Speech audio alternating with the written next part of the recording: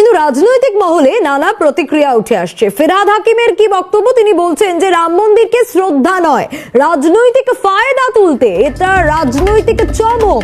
মন্দির, মসজিদ, গির্জা কোথাও না কোথাও হচ্ছে, সারা বছর তাহলে ছুটি। কটাক্ষ মন্ত্রী ফিরহাদ হাকিমের। কি বলেছেন ফিরহাদ হাকিম, বরং শোনাই আপনাদের। এগুলো হচ্ছে গ্লিম। কোথাও না কোথাও মন্দির তৈরি হচ্ছে, কোথাও না কোথাও মসজিদ তৈরি হচ্ছে, কোথাও গির্জা, তাহলে সব জায়গায় সারা বছর ছুটি থাকবে?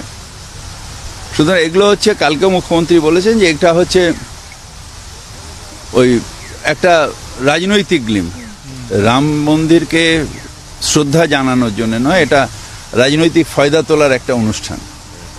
সুতরাং আমরা এসবের মধ্যে যাব না। আমাদের কাজ হচ্ছে বাংলাকে সুষ্ঠুভাবে রাখা, ধর্ম নিরপেক্ষ রাখা। সেই জন্যই সংহতি যাত্রা, যে আমরা সবাই একসাথে আছি, সব ধর্ম বর্মের মানুষ নির্বিশেষে আমরা একসাথে আছি। এটাই বাংলার সংস্কৃতি এবং সেটাই মুখ্যমন্ত্রী করছেন।